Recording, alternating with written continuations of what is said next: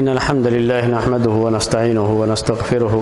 ونعوذ بالله من شرور أنفسنا ومن سيئات أعمالنا من يهده الله فلا مضل له ومن يضلله فلا هادي له وأشهد أن لا إله إلا الله وحده لا شريك له وأشهد أن محمدا عبده ورسوله يا أيها الذين آمنوا اتقوا الله حق تقاته ولا تموتن إلا وأنتم مسلمون يا أيها الناس اتقوا ربكم الذي خلقكم من نفس واحدة وخلق منها زوجها وبث منهما رجالا كثيرا ونساء واتقوا الله الذي تساءلون به والأرحام إن الله كان عليكم رقيبا يا أيها الذين آمنوا اتقوا الله وقولوا قولا سديدا يصلح لكم أعمالكم ويغفر لكم ذنوبكم ومن يطع الله ورسوله فقد فاز فوزا عظيما أما بعد فإن خير الحديث كتاب الله وخير الهدي هدي محمد صلى الله عليه وسلم وشر الأمور محدثاتها وكل محدثة بدعة وكل بدعة ضلالة وكل ضلالة في النار۔ محترم بھائیو، پچھلے ہفتے آپ کے سامنے علوم قرآن میں قرآن کی تجوید سے متعلق بات آئی تھی کہ قرآن کو تجوید کے ساتھ پڑھنا، اس کی تلاوت کرنا، اور تجوید کے بارے میں میں نے یہ بتایا تھا کہ اس کی 3 قسمیں جو اس فن کے ماہرین ہیں انہوں نے بیان کی ہیں۔ اس میں سے ایک کو حدر کہتے ہیں، جس میں سب سے زیادہ جلدی پڑھنا ہوتا ہے، تینوں میں سب سے تیز پڑھتے ہیں حدر میں۔ اس کے بعد دوسرے نمبر پر ہے تدویر جو بیچ میں ہے، اور تیسرے نمبر پر ہے تحقیق جو بہت ٹھہر کر کے پڑھتے ہیں، جو مختلف قراء کی قراتیں آپ سنتے ہیں تو اسے آپ سنتے رہتے ہیں۔ اور حدر کی قراتیں بھی آج کل بہت زیادہ لوگوں کو جو ہے انٹرنیٹ پر بھی اور جو ہے DVD وغیرہ میں بھی کافی موجود ہیں۔ تراویح کی نماز میں جو آپ سنتے ہیں قرات، وہ اکثر جو ہے حدر میں ہی رہتی ہے۔ تو حدر میں ذرا جلدی پڑھتے ہیں، تدویر میں بیچ میں، اور تحقیق میں سب سے زیادہ ٹھہر کر کے پڑھتے ہیں۔ اسی کو کہا جاتا ہے تجوید۔ تجوید اور یہی ہے ترتیل۔ قرآن میں جو کہا گیا وَرَتِّلِ الْقُرْآنَ ترتیلا، قرآن کو ترتیل کے ساتھ پڑھو، تو یہ اسی کا ایک حصہ ہے، تجوید کا ہی ایک حصہ ہے، یا اسی کا ایک حصہ تجوید ہے کہ ہم قرآن کو ترتیل کے ساتھ پڑھیں، یہ بات کہی گئی۔ اور تجوید کے معنی بھی میں نے آپ کو بتائے تھے۔ قرآن پڑھنے پڑھانے کے تعلق سے جو شریعت کے اندر احادیث میں فضائل آئے ہوئے ہیں، یہ باتیں آپ خطبوں میں، تقریروں وغیرہ میں سنتے رہتے ہیں، ان کے بارے میں آپ کے سامنے کچھ نہیں کہوں گا، لیکن اتنا ضرور ہے کہ اللہ کے رسول صلی اللہ علیہ وسلم خود بھی اس کی بڑی پابندی کرتے تھے کہ قرآن آپ پابندی سے تلاوت کرتے تھے۔ جبرائیل علیہ السلام بھی قرآن کا جتنا حصہ لے کر کے آتے تھے آپ کے سینے میں وہ محفوظ ہو جاتا، اور اس کے بعد اس کو برابر آپ پڑھتے بھی رہتے تھے۔ صحابہ کے سامنے پڑھتے تو صحابہ بھی اسے یاد کر کے وہ بھی پڑھا کرتے تھے، اور کثرت سے آپ نے قرآن کی تلاوت کی ترغیب دلائی، اور ایک ایک حرف پر 10 نیکیوں کی بات کہی، اور یہ بھی کہا کہ قرآن پڑھا کرو کیونکہ قرآن یہ تمہارے لیے کل قیامت کے دن سفارش بھی کرے گا۔ تو یہ سب کی سب تلاوت، قرآن کی تلاوت کے تعلق سے باتیں ہیں۔ اس میں ایک پہلو ہے جو آج کل کچھ تجارتی چیزیں ہو گئی ہیں، اور ان تجارتی چیزوں میں قرآن کو بھی کبھی کبھی تجارت کا ایک حصہ بنا لیا جاتا ہے، تو یہ پریشانی آ جاتی ہے۔ وہ ایک مسئلہ ہے قرآن کے حفظ کا، قرآن کے حفظ کا، قرآن کو یاد کرنے کا۔ قرآن کو یاد کرنے کی بھی بڑی فضیلت ہے، اس میں کوئی شبہ نہیں۔ قرآن جتنا یاد رہے اتنا ہی بہتر ہے، اور اتنا ہے کہ کچھ نہ کچھ حصہ قرآن کا ہر مومن کو یاد ہونا چاہیے۔ کچھ نہ کچھ حصہ یاد ہونا ضروری اس لیے ہے کہ نماز میں اس کی تلاوت کرنی ہے، المتعبد بھی تلاوت ہی ہے، تو کچھ نہ کچھ حصہ تو ہر مومن کو یاد ہونا ہی چاہیے۔ لیکن جتنا قرآن یاد کر سکتے ہیں اتنا یاد کرنا چاہیے قرآن، اور اس سلسلے میں پورے قرآن کے حافظ ہوں تو اور بھی فضیلت ہے، اس میں کوئی شبہ نہیں ہے۔ قرآن بہت جلدی یاد بھی ہوتا ہے اور بہت جلدی بھول بھی جاتا ہے، دونوں چیزیں قرآن کے بارے میں۔ تو اللہ کے رسول صلی اللہ علیہ وسلم نے یہ بات کہی کہ تعاہد القرآن، تعاہد القرآن، یعنی قرآن یاد کرو تو قرآن کی اتنی پھر اس کے بعد پابندی کرو جیسے کسی چیز کی حفاظت کے لیے کی جاتی ہے پابندی، ویسے ہی اہتمام کرو، پابندی کرو، کیونکہ قرآن کا معاملہ کیا ہے؟ فوالذی نفس محمد بیدہ لہو اشد تفلتا من الابل فی عقولها، اگر جو ہے آپ اونٹ کو رسی اس کی کھول دو تو کیسے اونٹ بھاگتا ہے، اس سے کہیں زیادہ ذہن سے قرآن نکل جاتا ہے۔ قرآن جو یاد ہے وہ قرآن یاد کیا ہوا قرآن کا حصہ ذہن سے نکل جاتا ہے۔ اس لیے اللہ کے رسول صلی اللہ علیہ وسلم نے یہ کہا کہ اس کا بڑا اہتمام کرو، اس کی بڑی پابندی کرو۔ یہ چیز ہے قرآن کے حفظ کے تعلق سے، اس کی پابندی کرنے کے تعلق سے۔ تو میں آپ سے یہی نصیحت کے طور پر یہ بات کہتا ہوں، اور اپنے تجربے کے طور پر بھی یہ بات کہتا ہوں کہ قرآن بہت زیادہ یاد کرنے کے بجائے یہ کوشش زیادہ ہونی چاہیے کہ قرآن کا جو حصہ یاد ہے اس کو زیادہ سے زیادہ پڑھا جائے کہ وہ یاد باقی رہ جائے۔ قرآن کا وہ حصہ جو ہمیں یاد ہے وہ باقی رہ جائے، وہ بھول نہ جائے۔ زیادہ یاد کرنے کے مقابلے پورا قرآن یاد ہو جائے یہ بہت اچھی بات ہے، اور یہ جو ہے اس کے لیے کوشش بھی ہونی چاہیے، لیکن آدمی کے اپنے حالات ہوتے ہیں، اپنے جو حالات کے لحاظ سے آدمی کتنا حصہ قرآن کا یاد کر کے اس کو باقی رکھ سکتا ہے وہ آدمی اپنے بارے میں بہتر سمجھتا ہے، اپنے حالات کے لحاظ سے، اپنے کام کے لحاظ سے، اپنی مشغولیت کے لحاظ سے، جس چیز میں وہ بزی ہوتا ہے اس کے لحاظ سے وہ زیادہ بہتر سمجھتا ہے۔ تو میرے لیے کیا بہتر ہے کہ میں کتنا حصہ قرآن کا روز پڑھ کر کے اور برابر پڑھ کر کے اس کو یاد رکھ سکتا ہوں۔ ہر ایک کو اسی کے تعلق سے قرآن کو یاد بھی رکھنا چاہیے، اور جن کو حافظ بنا دیا گیا ہے، چھوٹے میں کبھی ایسا ہوتا ہے کہ والدین نے بچے کو حفظ کے مدرسے میں داخل کر دیا، تو حافظ لوگ جو مدرسے میں ہوتے تھے وہ اس کا بڑا اہتمام کر کے وہ اس کو یاد ایسا کراتے تھے کہ جلدی نہ بھولے، یعنی اتنا یاد ہو جائے کہ جلدی نہ بھولے اور وہ اس کو اچھی طرح سے یاد ہو جائے۔ اس کے لیے بڑی کوشش کرتے تھے، ان کو بچوں کو مارنا پڑتا تھا، مارتے بھی تھے، سختیاں بھی کرتے تھے، ہر طرح سے کرتے تھے، لیکن کسی طرح سے ان کو اچھی طرح سے یاد ہو جائے، کیونکہ جن کو صحیح سے اس وقت یاد نہیں ہوگا بعد میں کبھی یاد نہیں ہو سکتا۔ تو بڑی سختیوں کے ساتھ جہاں جہاں جن اداروں میں بڑی سختیاں رہیں حفظ کے اداروں میں، اور بچہ بھی ذہین رہا تو بہت اچھی طرح سے پورے قرآن کو بھی یاد رکھا، لیکن بعد میں وہ مسلسل اسے پڑھنا پڑتا ہے۔ اگر ایسا ہو جائے کہ کچھ سال چھوڑ دے صرف قرآن کو جو ہے پڑھنا یاد کرنے کے بعد، تو پھر وہ پہلے والی حالت میں لوٹ آتا ہے، یعنی جب قرآن کھول کے پڑھے گا تو جلدی جلدی تو پڑھ لے گا چونکہ پہلے سے یاد کیا تھا، ورنہ اگر وہ قرآن بند کر کے پڑھنا چاہے تو پڑھ نہیں سکتا، اس کے بعد وہ یاد نہیں رہ جاتا ہے۔ جو تراویح کی نماز میں قرآن پڑھتے ہیں، اسی لیے اس بات کو، حالانکہ اللہ کے رسول صلی اللہ علیہ وسلم کے زمانے میں یہ رواج نہیں تھا کہ تراویح کی نماز پڑھی جاتی تھی رات کے شروع میں، لیکن پھر بھی اہل علم نے یہ چیز باقی رکھی۔ کیوں باقی رکھی؟ کہ اس کے ذریعے سے قرآن کو یاد رکھنا بھی آسان ہو جاتا ہے۔ جو حافظ برابر تراویح پڑھاتا ہے، جن حفاظ کی ہاں بات ہے کہ وہ برابر تراویح پڑھاتے رہتے ہیں، ان کو تو قرآن یاد رہتا ہے، اور جو نہیں پڑھاتے ان کو قرآن یاد، اگرچہ کہ حافظ ہیں لیکن قرآن یاد نہیں رہتا۔ آپ معلوم کر کے دیکھ لیجئے کسی سے بھی، انہیں قرآن یاد نہیں رہ جاتا ہے۔ تو قرآن کو یاد کرنے کے بعد اس کو باقی رکھنا یہ اس کی بڑی اہمیت ہے، اور اگر بھول جاتے ہیں تو اللہ تبارک و تعالیٰ کے یہاں باز پرس ہو سکتی ہے۔ بہت ڈر لگتا ہے اس کے بارے میں، اور میں اپنا ذاتی تجربہ بھی کرتا ہوں، اور جتنے لوگوں سے بھی میں نے پوچھا جن کو مدرسوں میں قرآن یاد کرایا گیا کورس کے طور پر، کہ اکثر ایسے ہی ملے مجھے لوگ جن کو بعد میں وہ یاد نہیں رہ گیا، اور بعد میں وہ حصہ ان کو یاد نہیں رہا۔ مجھے جتنے لوگ ملے سبھی لوگ، لیکن میں پھر بھی حسن ظن رکھتے ہوئے کہتا ہوں کہ بہت سے لوگ ایسے بھی ہو سکتے ہیں کہ ان کو یاد رہ گیا ہو، لیکن اکثر لوگ ایسے ہی معاملہ ہے کہ ان کو وہ یاد رہ نہیں جاتا ہے۔ یہ کن کی بات ہو رہی ہے؟ جو اسلامی مدرسوں میں پڑھتے رہے ہیں اور قرآن کا کچھ حصہ ان کے لیے کورس کے طور پر یاد کرنا ضروری ہوتا ہے، اور وہ حصہ وہ ہر سال اس کا ایگزام دیتے ہیں، امتحان دیتے ہیں، اس پہ نمبر ملتا ہے، اور وہ باقی ان کو نہیں رہ پاتا ہے، بعد میں اس کو وہ بھول جاتے ہیں، اپنے دوسرے کاموں کی وجہ سے وہ بھول جاتے ہیں۔ ایسا میں نے دیکھا ہے جامعہ اسلامیہ مدینہ منورہ میں بھی، جہاں پڑھنے جاتے ہیں تو جس لیول پر ایڈمیشن ہوتا ہے اس لیول میں یہ بات ہے کہ ہر سال 2.5 پارہ قرآن کا سنانا ہے، اور اس کا بھی قرآن کا بھی ایگزام ہوتا ہے، امتحان ہوتا ہے، اور اس کو سنانا پڑتا ہے، لکھنے کا بھی ہوتا ہے، سنانے کا بھی ہوتا ہے، تو لکھنا بھی پڑتا ہے، سنانا ہر سال 2.5 پارہ ہے، تو 4 سال میں 10 پارے ہو جاتے ہیں۔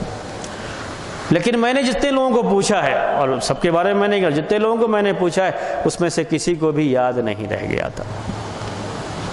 ایسے ہی یہاں ہندوستان میں بھی جو مدرسے ہیں، جو خالص دینی مدرسے ہیں، جہاں صرف دین کی تعلیم ہوتی ہے، وہاں بھی یہ ہے کہ ہر سال قرآن کا کچھ نہ کچھ حصہ ان کو یاد کرایا جاتا ہے۔ وہ کورس کے طور پر ہوتا ہے، ان کو یاد کرایا جاتا ہے کہ ایک پارہ اس سال کرنا ہے، ایک پارہ پھر جو ہے اس سال کرنا ہے، ایسے ان کو یاد کرایا جاتا ہے۔ لیکن وہ حصہ جو ان کو یاد کرایا گیا تھا بعد میں وہ باقی نہیں رہ جاتا ہے، اور ایسے ہی چلتا رہتا ہے معاملہ کہ یاد کرایا جاتا ہے لیکن وہ حصہ باقی نہیں رہ جاتا۔ تو اکثر میں اس سلسلے میں مشورہ جو لوگوں کو دیا وہ یہی، خود ذاتی تجربے کی وجہ سے بھی اور دوسروں سے معلوم کر کے بھی، کہ یہ زیادہ یاد کرانے کے بجائے اگر ایسا کیا جائے کہ کم یاد کرایا جائے لیکن ہر سال اسے رکھا جائے۔ یعنی جیسے جامعہ اسلامیہ میں یہ ہوتا ہے کہ 2.5 پارہ اس سال ہو گیا تو ختم 2.5 پارہ، اب آئندہ سال 2 سے 2.5 پارے ہوں گے، اور وہی 2.5 پارے یاد کرنے میں لوگ رہ جاتے ہیں، پہلے والا تب تک بھول چکے ہوتے ہیں۔ تو ایسے ہی ہر سال ہوتا ہے، تو بجائے اس کے کہ ایسے رہے کہ ہر سال 2.5 پارہ یاد کرنا ہے، ہر سال پہلے سال جو ہے 2 پارہ رکھ لے اور دوسرے سال 1.5 پارہ رکھ لے، اور پہلے کا بھی جو 2 پارہ ہے وہ بھی جو ہے سنانا پڑے گا تو 3.5 پارہ کا، اس کے بعد والے سال میں 1 پارہ رکھیں، تو اس طریقے سے آگے کم کرتے ہوئے پیچھے کا بھی حصہ ساتھ میں شامل کر لیں اور ایسے باقی رکھیں تو شاید وہ زیادہ بہتر ہوتا نصاب کے لحاظ سے، نظام کے لحاظ سے، لیکن وہ چیز نہ ہونے کی وجہ سے یہ چیز پائی گئی ہے۔ میں نے یہ بات آپ لوگوں کے سامنے صرف اس لیے بیان کی کہ آپ لوگوں میں سے بھی بہت سے لوگوں کے بچے ہو سکتا ہے بہت سے اسلامی انٹرنیشنل اسکولوں میں پڑھتے ہوں۔ کون سے؟ اسلامک انٹرنیشنل اسکولوں میں پڑھتے ہوں، اور جہاں خاص طریقے سے یہ بات لکھی جاتی ہے کہ بچوں کے حفظ قرآن حفظ کرایا جاتا ہے، اور یہ ایڈمیشن کے لیے یعنی ان بچوں کو لوگ ایڈمیشن کرائیں ایکٹیو اس کے یعنی جو کہتے ہیں اس کو لوگوں کو رغبت دلانے کے لیے اردو میں کہتے ہیں، اس کے لیے یہ چیز لکھی جاتی ہے اور اس کے لیے اس کا اہتمام کرایا جاتا ہے کہ ہمارے یہاں حفظ بھی کرایا جاتا ہے، بچوں کو حفظ کا بھی اہتمام ہوتا ہے اور اتنا ان کو حفظ کرایا جاتا ہے، یا جو ہے اتنے سال ہمارے یہاں پڑھنے کے بعد وہ اتنے پارے کے حافظ بن جائیں گے۔ یہ ساری چیزیں پیش کی جاتی ہیں پیرنٹس کے سامنے تاکہ لوگ ایڈمیشن کرائیں، اگرچہ کہ یہ خالص تجارتی مقصد کے لیے ہوتا ہے، یعنی جتنا زیادہ ایڈمیشن ہوگا اتنی زیادہ فیس کلیکٹ ہوگی اور اتنا زیادہ ان کو فائدہ ہوگا، لیکن اس پہلو کو نظر انداز کرتے ہیں لوگ اس میں۔ اور میں جو ہے پیرنٹس سے بھی یہ بات کہتا ہوں کہ اگر یہ بات ہے تو بچہ جتنا یاد کرتا ہے اتنا اس کو اتنی اچھی طرح سے یاد ہو کہ پھر وہ بھولے نہیں، ورنہ قرآن کو ہم لوگ بھی یاد کر چکے ہیں، جانتے ہیں قرآن یاد کرنے کے بعد اس کو باقی رکھنے میں کتنی پریشانی آتی ہے اور کتنا اس میں لگے رہنا پڑتا ہے، جتنا یعنی مسئلہ ایسا ہوتا ہے کہ تھوڑا سا بھی اس کی طرف سے توجہ ہٹی تو بعد میں معلوم ہوتا ہے کہ وہ حصہ بھول گئے ہیں اور اس میں پریشانی ہو جاتی ہے۔ جو لوگ بالکل اسی میں لگے رہتے ہیں، دن رات حفظ کرتے رہتے ہیں اور ان کا پورا وقت اسی حفظ میں گزرتا ہے، 4 سال کے بعد کہیں پورے قرآن کے وہ حافظ بنتے ہیں بھی تو کتنی پریشانی سے، اور اگر اچھا ذہن نہیں ہے تو وہ بھی اچھے حافظ نہیں بن پاتے ہیں، بعد میں بھول جاتے ہیں۔ اکثر حافظوں کو آپ سنیں گے تو وہ بھولے ہوئے رہتے ہیں، ان کو پورے طریقے سے قرآن یاد نہیں رہتا ہے۔ تو یہ شکل بن جاتی ہے، یہ خیال ہونا چاہیے کہ ہمارے بچے جتنا یاد کریں چاہے وہ کم ہو لیکن وہ ان کو یاد رہے، کیونکہ کل قیامت کے دن اس کے بارے میں بھی سوال ہوگا۔ اگر بھول گئے ہیں تو ہم خود بھی اپنے تعلق سے بھی اللہ تبارک و تعالیٰ سے یہ معافی طلب کرتے ہیں، کیونکہ یہ چیزیں ایک نظام کے تحت تھوپی گئی تو وہ چیز ہوئی ہے اور خود سے ایسا نہیں ہوا ہے کہ خود سے ہم نے جو ہے ایسا کچھ کیا ہو۔ تو ایک یاد کر کے ایگزام دینا تھا، اس لیے وہ یاد کر کے جو چیزیں ایگزام دی جاتی ہیں وہ بعد میں اکثر یاد نہیں رہ جاتی ہیں۔ اکثر ہم نے اس کا تجربہ کیا ہے، جو کمپٹیشن آپ سنتے رہتے ہیں کہ حدیث کمپٹیشن فلاں کمپٹیشن، اس طرح کے اس میں جتنی بھی حدیثیں یا آیتیں یاد کی جاتی ہیں بعد میں یاد نہیں رہتی، کیونکہ وہ ایک وقتی اس کے جذبے کے تحت وہ چیز یاد کر لی جاتی ہے، اندر سے اتنا وہ جذبہ نہیں ہوتا، وقتی جذبے کے تحت کمپٹیشن کی وجہ سے اس کو یاد کر لیا جاتا ہے لیکن بعد میں وہ چیز یاد نہیں رہ جاتی ہے۔ اس کے مقابلے میں محدثین کو جب ہم دیکھتے ہیں یا پرانے زمانے کے جو یہ تھے ہمارے بڑے بڑے مشائخ جو گزرے ہوئے ہیں، ان کو حدیث کی فلاں کتاب یاد ہے تو کسی کمپٹیشن کی وجہ سے یاد نہیں کرتے تھے، وہ کس کی وجہ سے یاد کرتے تھے؟ اندرونی جذبہ جو ان کا، جیسے قرآن کے جو اصل حافظ ہوتے ہیں جو جذبے کی وجہ سے قرآن کا حفظ کرتے ہیں، تو اس جذبے کی وجہ سے جو ان کو قرآن یاد ہوتا ہے تو برابر پابندی کرتے رہتے ہیں، برابر ہر روز قرآن کا کچھ نہ کچھ حصہ پڑھتے رہتے ہیں، تو اس کی وجہ سے وہ قرآن ان کو پورا یاد رہ جاتا ہے۔ جیسے ہی حدیثیں بھی یاد رہ جاتی ہیں، جیسے بڑے بڑے محدثین کے بارے میں آتا ہے کہ ان کو اتنی حدیثیں یاد تھی، ان کو اتنی حدیثیں یاد تھی، تو یہ اصل میں وہ اندرونی جذبے کے تحت چیز ہوتی تھی۔ کسی اگزام اور امتحان کی وجہ سے وہ ایسا نہیں کرتے تھے، اور جو امتحان اور اگزام کی وجہ سے ہوتے ہیں اکثر اس میں یہ پریشانی آتی ہے کہ بعد میں بھولنے کا مسئلہ ہو جاتا ہے، بعد میں بھول جایا کرتے ہیں وہ چیز یاد جو اپنے شوق سے خود اپنے جذبے سے کرتے ہیں، ان کے یہاں وہ چیز زیادہ باقی رہتی ہے ان کے مقابلے میں جو ایک کورس کے طور پر امتحان کے طور پر کرتے ہیں، امتحان دیتے ہیں پاس ہو جاتے ہیں لیکن بعد میں اسے بھول جاتے ہیں۔ یہ چیزیں ہو جاتی ہیں لوگوں سے، تو یہ ذہن میں آپ لوگوں کے رہے جو بھی جن کے بھی جو ہے بچے پڑھتے ہیں اس طرح کے اسکول میں، اور جہاں اس طرح سے باقاعدہ حفظ کا انتظام بھی کیا گیا ہے کہ کچھ اچھا ہے کہ قرآن کا کچھ حصہ یاد رہے، میں یاد رکھیے، میں دونوں پہلو کو ذہن میں رکھیے گا، یعنی میری دونوں باتوں کو ذہن میں، ایک اچھا ہے کہ قرآن کا کچھ حصہ یاد رہے، کم سے کم آخری پارے کی 30ویں پارے کی صورتیں جو ہیں یہ یاد رہیں، بچے کو یاد کرا دی جائیں، یہ اچھی بات ہے، وہ نماز میں برابر پڑھتے رہیں تو برابر وہ چیزیں یاد بھی رہیں گی، یہ سب کی سب اچھی بات ہے، لیکن اس میں یہ شکل پیدا نہ ہو کہ یاد کرانے میں ایسا رہے کہ یاد کرتے گئے اور بھولتے گئے، یاد کرتے گئے بھولتے گئے، معلوم ہو کہ 10 پارہ یاد ہو گیا بچے کو اور ابھی کچھ بھی یاد نہیں ہے۔ 10 پارہ کورس کے لحاظ سے 10 پارے کا حافظ بن چکا ہے لیکن صحیح معنی میں کچھ بھی یاد نہیں، آگے کا یاد کرتا گیا پیچھے کا بھولتا گیا۔ یہ بعض کنٹریز میں یہ بات پائی جاتی ہے کہ یعنی بہت ساری چیزیں ہم لوگ انٹرنیٹ وغیرہ سے بھی آج کل کر لیتے ہیں تو اس میں بھی یہ چیزیں آ جاتی ہیں۔ جو ہے ایک ہمارے پہچان کے ایک صاحب امریکہ میں، بہرحال وہ اپنی پوری فیملی سے وہیں رہتے ہیں، تو چھٹی میں یہیں بنگلور آئے تھے اور ان کا بچہ وہاں پہ پڑھتا بھی ہے اور ساتھ میں قرآن حفظ بھی کرتا ہے، تو بچے بھی ان کے آئے ہوئے تھے، قرآن کا حفظ بھی کرتے ہیں اور پڑھتے بھی ہیں، تو ایک حافظ صاحب ان کو آ کر کے قرآن کا حفظ بھی کرا دیتے ہیں۔ بچے کا 10 پارہ حفظ ہو چکا تھا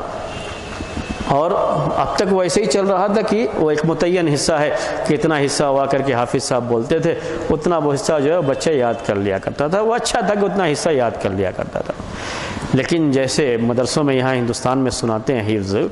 ویسے کہ تھوڑا سا بھی کہیں ادھر سے ادھر ہو گیا تو بہت مارتے ہیں، اتنا پکا ان کو یاد کراتے ہیں، تو ویسا کچھ جیسے اسکولوں میں یاد کراتے ہیں ویسا وہ یاد کر کے وہ جو ہے،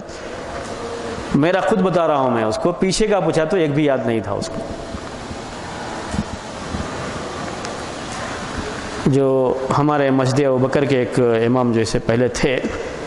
ان کو میں نے لگایا تھا کہ وہ جائیں اور جو ہے ان کی والدہ کے کہنے کی وجہ سے میں نے آپ سے کہا کہ والدہ سے ان کا جو تھا تھوڑا ٹیلی فون وغیرہ پہ کچھ مسائل وغیرہ میں ربط تھا،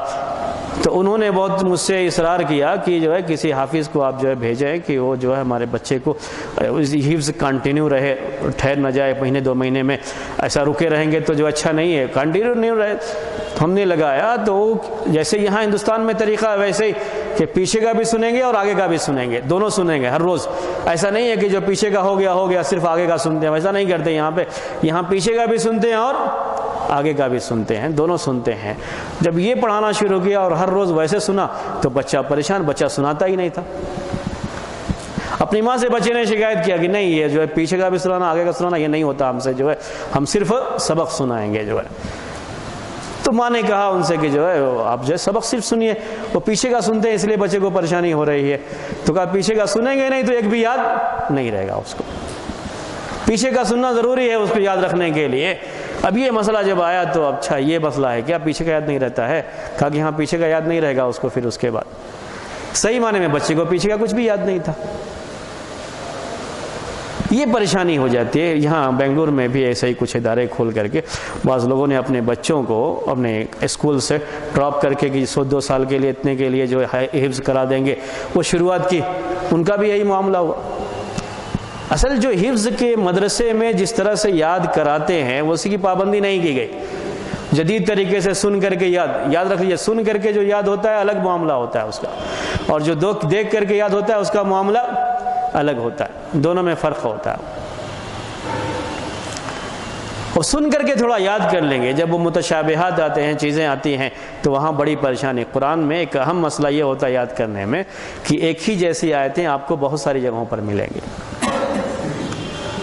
اور وہ ذہن میں رکھنا ہوتا ہے کہ اس سورہ میں جو آیت یہ کس طرح سے، تھوڑا بہت فرق رہتا ہے وہاں پہ. کبھی یہ پڑھتے ہوئے وہاں چلے جاتے ہیں، کبھی وہ پڑھتے ہوئے یہاں چلے جاتے ہیں. یہ حفاظ کو تراویح میں یہ بڑا مسئلہ رہتا ہے، بڑی پریشانی ہوتی ہے. یہ اس کو پورا ذہن میں رکھنا پڑتا ہے کہاں کیا ہے، کہاں کیا ہے. تو جب وہ قرآن کو دیکھ کر کے یاد کیے ہوئے رہتے ہیں تو کیا ہوتا ہے کہ ان کو اچھی طرح سے معلوم ہے کہ یہ آیت یہاں پر ہے، اس صفحے میں پڑھتے ہوئے پورا وہ صفحہ ان کے سامنے رہتا ہے. اسی لیے جس قرآن میں وہ یاد کیے ہوئے رہتے ہیں اسی کو اپنی زندگی بھر رکھتے ہیں باقی، کہ ان کو اس کے بارے میں پورا معلوم رہتا ہے کہاں ہے وہ. تو حافظی قرآن الگ سے کیا کیا، اس کے بعد پرنٹ کر دیا گیا کہ اب وہ جو بھی حافظی قرآن ہوگا اس میں وہ آیت اسی جگہ پر لکھی ہوئی رہے گی، صفحے میں اسی جگہ پر لکھی ہوئی رہے گی جہاں اس نے یاد کرتے ہوئے یاد کیا تھا. تو اس طرح کا یاد نہیں ہوا، ان کو بھی پریشانی ہوئی بعد میں. تو سال 2 سال گزرنے کے بعد یا 10 سال گزرنے کے بعد 4 سال گزرنے کے بعد آپ کے سامنے ایک رزلٹ آئے اور آپ اس وقت پریشان ہو کہ میرے بچے کو اب میں کیا کروں، اب میں کیا کروں. تو پہلے ہی دن ہم یہ بات بتا دے رہے ہیں کہ یہ شکلیں جو بھی ہیں قرآن کو یاد کرنے کی وہ صحیح شکلیں نہیں ہیں، اس میں قرآن یاد نہیں رہ جائے گا. وہ سوچ کر کے اگر بچے کو ایڈمیشن دلا رہے ہیں تو نہیں، اگر آپ ایک اسکول سمجھ کر کے دلا رہے ہیں اور چلو کہیں اور پڑھے گا، یہاں پڑھے گا، کچھ قرآن کی صورتیں ہی یاد ہو جائیں گی، یہ سوچ کر کے تو یہ اچھی بات ہے، کوئی مسئلہ نہیں ہے. لیکن جتنا اس میں لکھا گیا ہے کہ اتنا ہو جائے گا، بچہ جو ہے 10ویں کلاس تک پہنچتے پہنچتے عربی میں بات کرنا شروع کر لے گا، بالکل یہ کر لے گا، جتنا اس میں بیان کیا جاتا ہے اس کو ذہن میں رکھ کر کے اگر کیے ہیں تو بعد میں وہ 10 سال کے بعد رزلٹ آئے گا کہ نہیں، اس حد تک نہیں پہنچے. کچھ حصہ تو بہرحال جب آدمی کچھ نہ کچھ پڑھتا ہے تو حاصل ہو ہی جاتا ہے، تو کچھ نہ کچھ حصہ تو حاصل ہو جائے گا، کچھ نہ کچھ حصہ تو یاد ہو جائے گا، یہ یاد رکھ لیجئے. لیکن اتنا سوچ کر کے کبھی نہ کیجئے. اگر کرا رہے ہیں، ایڈمیشن دلا رہے ہیں ایسے کسی بھی اسکول میں، تو یہ سوچ کر کے چلو کسی اور اسکول میں پڑھنا ہے، اس سے بہتر ہے کہ یہاں پڑھ لے، تو اچھا ہے، کوئی مسئلہ نہیں. لیکن جتنا اس میں لکھا ہوا رہتا ہے اتنا سوچ کر کرا رہے ہیں تو یاد رکھیے وہ رزلٹ نہیں آئے گا بعد میں. یہ پہلے سے تجربے کی روشنی میں یہ بات ہم کہتے ہیں کہ پہلے سے اگر کسی ایک بچے کا آ گیا ہے تو کلاس ایک بچے کا نام نہیں ہے، کلاس ایک 40-50 بچوں کا نام ہوتی ہے، اور ہر بچہ اسی بچے کی طرح سے ہو ایسا کوئی ضروری نہیں ہوتا ہے. ایسے بھی لوگ ہیں جنہوں نے 1 مہینے میں قرآن کو یاد کیا ہے، لیکن اب ہر آدمی یہ سوچے کہ میں بھی 1 مہینے میں یاد کر لوں گا، تو ایسا معاملہ نہیں ہے. ایسے لوگ ہیں ہندوستان میں بھی جنہوں نے قرآن صرف 1 مہینے میں یاد کیا. لیکن یہ کیسی مثالیں ہیں، اس کو عربی میں کہتے ہیں شاذ مثالیں. کبھی کوئی شخص ایسا ہو جاتا ہے، اتنا انٹیلیجنٹ ہوتا ہے کہ اللہ تعالیٰ کی طرف سے اتنا دماغ ملتا ہے کہ وہ کر لیتا ہے، ایسے لوگ ہوتے ہیں. تو اگر ایسا کسی کا معاملہ ہے تو یہ چیز ٹھیک ہے، کوئی بات نہیں. لیکن اب ہر کوئی سوچے نہیں میں بھی 1 مہینے میں قرآن یاد کر لوں گا، اور ویسے ہی کوئی آدمی ایک مدرسہ کھول دے کہ 1 مہینے میں قرآن یاد کرانے کا مدرسہ، تو ایسی کوئی بات نہیں ہے. ایسا جو ہے مسئلہ ہو جاتا ہے. تو ہر بچے کا اپنا ایک الگ معاملہ ہوتا ہے. کلاس جب بنتی ہے اور اسکول کا جو نظام ہوتا ہے وہ سارے بچوں کو سامنے رکھ کر کے ہوتا ہے کہ اسکول میں کلاس میں ہر طرح کے بچے ہوں گے، ایک بچے کو سامنے رکھ کر کے کوئی بات نہیں رکھی جاتی ہے اس میں. یہ ایک مسئلہ ہوتا ہے. ایسے ہی کیا ہوا، کچھ اسکولوں میں یہ مسئلہ ہوا. اسکول تو چاہے آپ کوئی بھی پڑھا لو کوئی بات نہیں ہے، لیکن شام کے مدرسے کھولے گئے کچھ، اس میں حفظ کراتے ہیں، کچھ اور چیزیں ہوتی ہیں اس میں بھی حفظ کراتے ہیں. 4 سال ہو گیا تو بچے نے 4 سال میں 4 پارے حفظ کیا. وہ اسکول کی جو تعلیم ہے وہ تعلیم پڑھتا ہے صبح میں اور شام میں جاتا ہے، شام کا یہ مدرسہ ہے. اس میں بھی یہی چیز ہوئی کہ ایک بچے کے والد نے کہا کہ بچہ اب تک کتنے پارے یاد کر چکا ہے؟ کورس کے لحاظ سے 4 پارے یاد کر چکا ہے، لیکن بچے کو 1 پارہ بھی یاد نہیں. جیسے جیسے یاد کرتے جا رہے ہیں ویسے ویسے پیچھے کا بھولتے بھی جا رہے ہیں. ایک قرآن کے اندر یہ چیز ہوتی ہے. میں نے اسی لیے آپ کو بتایا یہ اس مسئلے میں یہ آپ کے سامنے واضح کرنا بہت ضروری ہے، کیونکہ لوگوں کے کہنے پر پیچھے چلے جاتے ہیں اور بعد میں جیسا سوچ رہے تھے ویسا نہیں ہوا تو پریشانی ہو جاتی ہے. قرآن کے بارے میں اللہ کے رسول صلی اللہ علیہ وسلم کا یہ فرمان ہے کہ قرآن اگر اس کا خیال برابر نہیں کرتے رہو گے، اس کا اہتمام نہیں کرو گے، برابر اس کو نہیں پڑھتے رہو گے، تو یہ قرآن بہت جلدی بھول جاتا ہے. یہ اللہ کے رسول صلی اللہ علیہ وسلم کی بات ہے، اور یہ بات اپنی جگہ پر بالکل 100% صحیح ہے کہ قرآن بہت کثرت سے آدمی جیسے یاد کرتا ہے ویسے ہی بھول بھی جایا کرتا ہے۔ قرآن بہت جلدی بھول جاتا ہے، یاد نہیں رہتا ہے قرآن۔ جو حصہ ہم نماز میں برابر پڑھتے رہتے ہیں وہ حصہ تو ہم کو یاد رہ جاتا ہے، لیکن جو حصہ ہم نے یاد کیا تھا لیکن پڑھتے نہیں رہے وہ حصہ پھر قرآن کا یاد نہیں رہ جاتا ہے۔ یہ پریشانی رہتی ہے، بچوں کے تعلق سے بھی یہ معاملہ رہتا ہے۔ تو اس کی زیادہ کوشش کی جائے کہ بچے چاہے کم یاد کریں لیکن جتنا یاد رہے،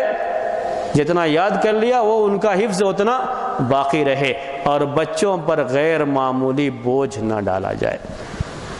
یعنی کبھی ایسا ہو سکتا ہے کہ ہم بہت زیادہ فورس کر کے نہیں یاد کرو، پیچھے کا بھی یاد کرو، یہ بھی یاد کرو، نہیں یاد کرو گے ماریں گے، سب کچھ ہم کریں گے، لیکن یہ بھی ہو کہ اس کی وجہ سے بچے پر غیر معمولی بوجھ نہ ہو، اس کی تعلیم دوسری کمزور ہو سکتی ہے، دوسری تعلیم کا بھی مسئلہ ہو سکتا ہے۔ اس لیے پوری چیزوں کا خیال کرتے ہوئے ان کے ساتھ ہمیں اپنا برتاؤ رکھنا چاہیے۔ یہ بات تھی ضمناً جو یہ بات آ گئی تھی، لیکن اہم بات تھی جو میں یہاں بنگلور میں ابھی بہت کثرت سے دیکھ رہا ہوں، اور ایڈورٹائز میں یہ بہت زیادہ آتی رہتے ہیں اسکولوں کے جو ہے کہ اتنا ہمارے یہاں یہ انتظام ہے، یہ انتظام ہے، یہ چیزیں آتی رہتی ہیں۔ تو اس کے لیے میں نے یہ باتیں جو ہے پیش کر دیا آپ کے سامنے۔ ایک پہلے جو ہے یہ بھی ایک مرتبہ CIS کی طرف سے آج سے پتہ نہیں 3 سال 4 سال یا اس سے بھی پہلے کی بات ہوگی، رمضان کے مہینے میں 10 دن میں عربی زبان سیکھنے کا جو ہے وہ ایک مسئلہ ایڈورٹائز بہت کیا گیا اس کا، تبھی یہ بات کہہ دی گئی تھی کہ یہ چیز ممکن نہیں ہے اور ایسا ہوگا نہیں، لیکن پھر بھی بہرحال اس کو کیا گیا، رکھا گیا، لوگوں کا اتنا ٹائم بھی گیا، ساری چیزیں بھی ہوئیں، اس کا ہوٹل کا کرایہ بھی دیا گیا، ساری چیزیں سارے خرچے جو ہے ہوئے، لیکن کیا ہے نتیجہ صفر ہوتا ہے اس میں۔ وہ پہلے ہی یہ بات کہہ دی جاتی ہے کہ یہ نتیجہ صفر ہوگا، وہ چیز ممکن نہیں ہے۔ جو جانتے ہیں ان سے پوچھ لیجئے کہ وہ چیز ممکن ہے یا نہیں، ممکن نہیں ہے۔ جب ممکن نہیں ہے تو شروع سے ہی کیوں جائے اس چیز میں، کیوں اس کے بارے میں سوچیں، کیوں اس کو سوچ کر کے جائیں۔ تو اگر ایک پکنک سوچ کر کے جا رہے ہیں تو بات دوسری ہے، کوئی مسئلہ نہیں ہے، اب جائیں جو ہے کوئی اتنا پیسہ جو ہے ہمارا خرچہ ہوگا، کوئی مسئلہ نہیں ہے، جائیں، کوئی پریشانی کی بات نہیں ہے، لیکن یہ سوچ کر کے جائیں کہ نہیں ہم 10 دن میں عربی زبان سیکھ لیں گے، قرآن جو ہے 60% سمجھ لیں گے اس کے بعد، تو یہ سوچ کے جائیں گے تو نتیجہ صفر رہے گا، اتنا حصہ جو ہے اس میں حاصل ہونے والا نہیں ہے، چیزیں ہونے والی نہیں ہیں۔ تو یہ چیز پہلے ہی سے معلوم ہو جاتی ہے، یہ بات میں نے آپ سے کہا کہ تجربے میں یہ چیزیں ہوتی ہیں۔ تو ہم کو اس طرح کے جو ایڈورٹائز آتے رہتے ہیں، جو چاہے جس کی طرف سے بھی آتے ہوں، ان پر ہم کو بہت زیادہ توجہ نہیں دینی چاہیے کہ یہ سب کی سب تجارتی چیزیں ہیں، کامرشیل ہیں یہ، اور اسی لحاظ سے یہ چیزیں کی جاتی ہیں، اور ہم کو یہ اس کا سوچنا چاہیے کہ واقعی معنی میں یہ چیز ہو سکتی ہے یا نہیں ہو سکتی۔ کون بتائیں گے؟ جو اس فیلڈ کے پہلے سے لوگ ہیں وہ بتائیں گے کہ صحیح معنی میں یہ چیز ہوگی یا نہیں ہوگی۔ اس کے بعد تلاوت کے، قرآن کے تلاوت کے آداب، یہ آخری جو ہے موضوع ہوگا، اسی پر جو ہے یہ بات ختم ہو کر کے تفسیر میں ہم داخل ہو جائیں گے۔ اس کے بعد قرآن کی تفسیر کے تعلق سے باتیں آپ کے سامنے آئیں گی۔ تو ابھی یہ ہے قرآن کی تلاوت کے آداب۔ قرآن کی تلاوت کرتے ہیں تو اس کے آداب لوگوں نے بیان کیے ہیں، اس کے آداب لوگوں نے بیان کیے ہیں، اور عام طریقے سے کتاب و سنت میں یہ چیز نہیں ہے، سوائے ایک آیت کے قرآن میں جو اس سلسلے میں آئی ہوئی ہے، وہ آیت یہ ہے کہ وَإِذَا قَرَأْتَ الْقُرْآنَ فَاسْتَعِذْ بِاللَّهِ مِنَ الشَّيْطَانِ الرَّجِيمِ۔ یہ قرآن کی ایک آیت ہے کہ جب قرآن پڑھو تو اللہ کی پناہ میں چلے جائے کرو شیطان سے، کیونکہ شیطان اس سلسلے میں بہکانے کی پوری کوشش، شیطان کو قرآن سے بہت تکلیف ہے، اور جس گھر میں قرآن کی تلاوت ہوتی ہے اس گھر سے شیطان بھاگتا ہے، تو بڑی تکلیف ہوتی ہے اس کو، اس لیے وہ پوری کوشش یہ کرتا ہے کہ قرآن کی تلاوت نہ کر پائیں۔ تو اس کے لیے پہلے قرآن کی تلاوت سے پہلے اعوذ باللہ من الشیطان الرجیم پڑھنے کی بات جو ہے کہی گئی ہے۔ قرآن کے آداب، تلاوت کے جو آداب ہیں وہ آداب لوگوں نے بیان کیے ہیں، میں آپ کے سامنے وہ آداب جو ہے پڑھوں گا،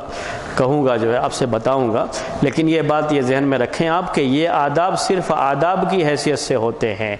اس کا تعلق اس کے واجب اور فرض ہونے سے نہیں ہوتا ہے، اور صرف کچھ چیزیں ہیں جو جس کے بارے میں بات کہی جاتی ہے کہ وہ جو کرنا جو ہے ضروری ہے، کرنا ضروری نہیں ہے۔ تو سب سے پہلی بات جو اس سلسلے میں کہی گئی ہے وہ یہی ہے کہ قرآن کی تلاوت سے پہلے اعوذ باللہ من الشیطان الرجیم پڑھنا چاہیے۔ اس کے بارے میں تلاوت سے پہلے، ٹھیک ہے، قرآن کی تلاوت سے پہلے، وہی ایک ہے بات جو کہ قرآن کے اندر آئی ہوئی ہے، اور قرآن کی ایک آیت بھی میں نے آپ سے پڑھ کے بتایا، فَإِذَا قَرَأْتَ الْقُرْآنَ فَاسْتَعِذْ بِاللَّهِ مِنَ الشَّيْطَانِ الرَّجِيمِ، یہ سورہ نحل کی 98 نمبر، سورہ نحل 98 نمبر یہ آیت ہے۔ یہ اس کا مطلب یہ ہے کہ جب قرآن پڑھنے کا ارادہ کرو تو قرآن کی تلاوت کا تو تم اعوذ باللہ من الشیطان الرجیم پڑھ لیا کرو۔ بعض اہل علم نے اعوذ باللہ من الشیطان الرجیم پڑھنا قرآن کی تلاوت سے پہلے اس کو واجب قرار دیا، اس لیے میں نے اس کو پہلے بیان کیا، یعنی یہ صرف آداب سے ہی تعلق نہیں اس کا، اس کے بارے میں کیا کہا گیا ہے کہ یہ واجب ہے۔ بعض اہل علم نے اسے واجب قرار دیا ہے، اور ہم بھی اسی کو بہتر سمجھتے ہیں، کیونکہ قرآن میں اس کا حکم آیا ہوا ہے۔ قرآن میں یہ دیکھیے فاستعذ باللہ، قرآن میں یہ حکم آیا ہوا ہے۔ جب قرآن میں اللہ تعالیٰ نے یہ حکم دیا ہے تو پھر ہم یہ کیوں کہیں کہ یہ واجب نہیں ہے، ادب میں سے ہے، یہ کہنے کی کوئی ضرورت نہیں ہے۔ ہم کیا کہہ سکتے ہیں کہ یہ قرآن کی تلاوت سے پہلے اعوذ باللہ من الشیطان الرجیم جسے بعض اہل علم نے واجب قرار دیا ہے اسے پڑھنا چاہیے قرآن کی تلاوت سے پہلے۔ قرآن کی تلاوت میں سورہ کے شروع میں کوئی سورہ پڑھ رہے ہیں تو اس کی سورہ کے شروع میں بسم اللہ پڑھنا بھی ایسے ہی ہے، بسم اللہ الرحمن الرحیم پڑھنا۔ ویسے ہر سورہ سے پہلے اسے لکھ بھی دیا گیا ہے تاکہ آپ کو پڑھنا وہ رہے۔ اس کے بارے میں اختلاف ہے، پہلے بات آ چکی کہ یہ ہر سورہ کی ایک آیت ہے یا نہیں، بلکہ اس لیے کہ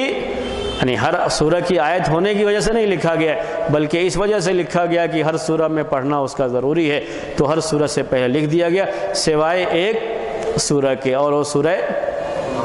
براءہ ہے، سورہ براءہ یا جس کو سورہ توبہ کہتے ہیں، اس کے پہلے نہیں لکھا ہوا ہے، نہیں پڑھیں گے، بقیہ ہر سورہ کے شروع میں پڑھیں گے۔ یہ قرآن کی تلاوت کے آداب میں اس کے تعلق سے چند باتیں پہلے میں آج آپ کے سامنے پیش کروں گا۔ سب سے پہلی بات یہ کہ بعض اہل علم اس کو واجب مانتے ہیں۔ میں نے آپ سے کہا تعوذ جسے کہا جاتا ہے، اعوذ باللہ من الشیطان الرجیم پڑھنے کو کیا کہا جاتا ہے؟ تعوذ کہا جاتا ہے عربی میں، کہ تعوذ یہ واجب ہے، اعوذ باللہ من الشیطان الرجیم پڑھنا۔ یہ قرآن کی تلاوت کے تعلق سے حکم ہے، قرآن کی تلاوت کر رہے ہیں تو اسے پڑھیں گے۔ اب یہ بات کہ اعوذ باللہ من الشیطان الرجیم پڑھیں گے یا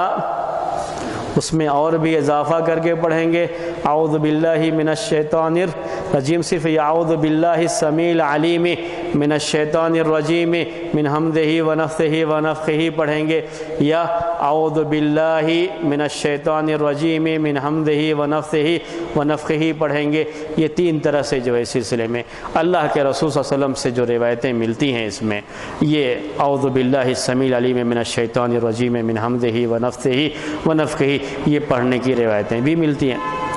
اسی لیے بعض اہل علم نے یہ سمجھا ہے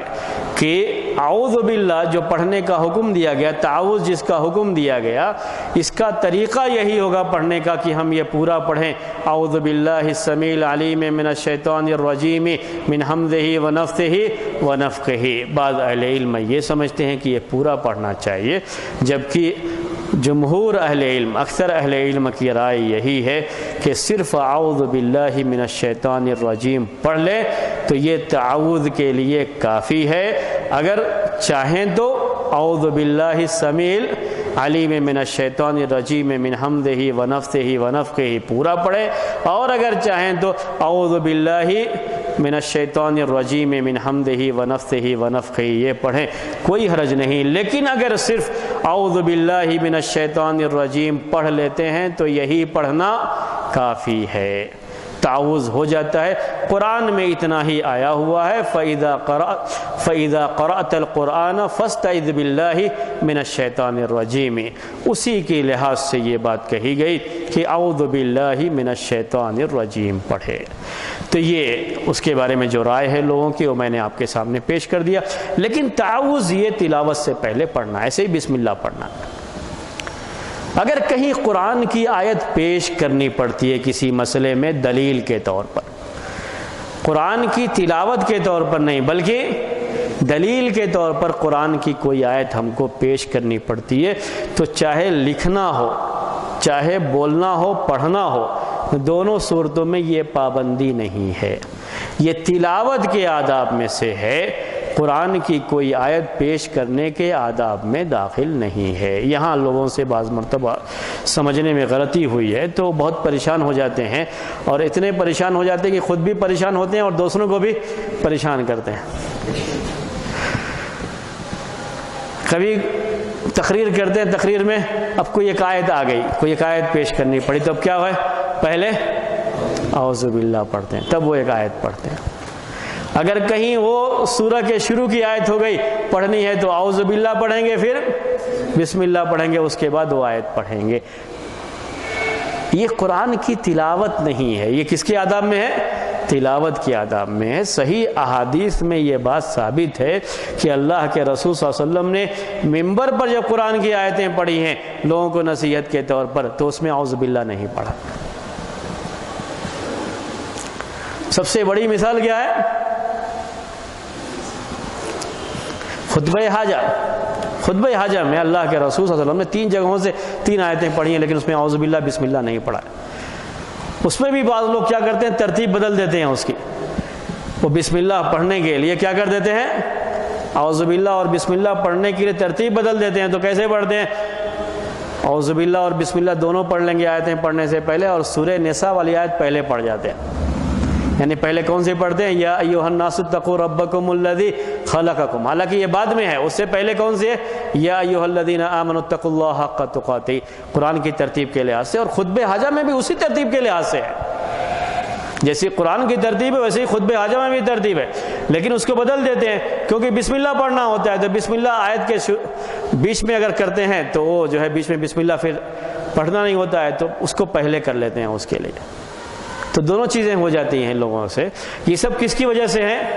کہ قرآن پڑھنا اور قرآن کی تلاوت، قرآن کی کوئی آیت پڑھنا کسی موقع پر، کسی کی نصیحت کے طور پر، عبرت کے لیے، دلیل کے طور پر اگر کوئی آیت پڑھی جاتی ہے تو یہ الگ چیز ہے، اور قرآن کی تلاوت یہ الگ چیز ہے، دونوں الگ الگ چیزیں ہیں۔ تو قرآن کی تلاوت جب ہم کرتے ہیں تو ہم کو یہ پابندی جو ابھی ہم بیان کر رہے ہیں آداب تلاوت، اس کی ہمیں پابندی کرنی ہوتی ہے۔ صرف قرآن کی کوئی آیت پیش کرنی ہے تو اس میں اس کی پابندی نہیں ہوتی، وہ معاملہ نہیں رہتا ہے کہ ہم تعوذ بھی کریں، تسمیہ بھی کریں۔ تعوذ اعوذ باللہ پڑھنا اور تسمیہ بسم اللہ الرحمن الرحیم پڑھنا، یہ جو ہے اس وقت ضروری نہیں رہ جاتی ہے چیز۔ تو یہ آداب تلاوت میں آپ بات ذہن میں رکھیں اس بات کو کہ تعوذ کی جو بات کہی گئی ہے، ایسے ہی آیتوں کے شروع میں جو بسم اللہ الرحمن الرحیم پڑھنے کی بات کہی گئی ہے، یہ تلاوت کے آداب میں ہے۔ اور اگر دلیل کے طور پر کبھی کوئی آیت ہم کو لکھنی بھی پڑ جائے یا پڑھنی بھی پڑ جائے تو صرف ہم آیت لکھ دیں گے یا آیت پڑھ جائیں گے، اس وقت اعوذ باللہ پڑھنا بھی یا بسم اللہ پڑھنا بھی ضروری نہیں رہ جاتا ہے۔ یہ ذہن میں رہے۔ اللہ کے رسول صلی اللہ علیہ وسلم سے لکھنے میں بھی ثابت ہے اور پڑھنے میں بھی ثابت ہے۔ جب آپ نے ہرقل کو خط لکھا تو ہرقل کے خط میں قرآن کی آیت لکھی، قل یا اہل الکتاب تعالوا الی کلمۃ سواء بیننا وبینکم الا نعبد الا اللہ،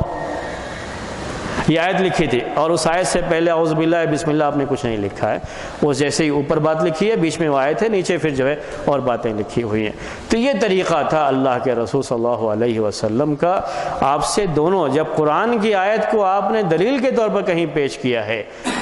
نصیحت کے طور پر پیش کیا ہے کہیں بھی، تو اس میں اعوذ باللہ اور بسم اللہ نہیں پڑھا ہے۔ آپ نے کب پڑھا ہے؟ جب اس کو تلاوت کے طور پر پڑھتے رہے ہیں۔ تو یہ ایک بات تھی۔ تلاوت میں بھی نصیحت ہو جاتی ہے، جو عربی سمجھتے ہیں ان کے سامنے جب یہ تلاوت ہوتی ہے تو اس میں بھی نصیحت ہو جاتی ہے، لیکن تلاوت ہی اصل مقصد ہے، دلیل کے طور پر پیش کرنا یہ مقصد نہیں ہے۔ تو وہاں پر آداب تلاوت کا ہی خیال کیا جاتا ہے، اور اگر صرف جو دلیل کے طور پر پیش کرنا ہے تو یہ بات نہیں رہ جاتی ہے۔ یہ ایک بات ہے جو آداب تلاوت میں، جو میں نے آپ سے کہا کہ ضروری چیز ہوتی ہے اور ہم اس کو ضروری اور واجب ہی مانتے ہیں۔ اب آگے دوسرے مسائل آداب تلاوت کے بارے میں انشاءاللہ آئیں گے۔ اس سے پہلے جو ہے جو 10 منٹ سوال کی بات تھی، اب فی الحال جو ہے ہم آپ کے سامنے جو 10 منٹ چھوڑتے، پھر اب آداب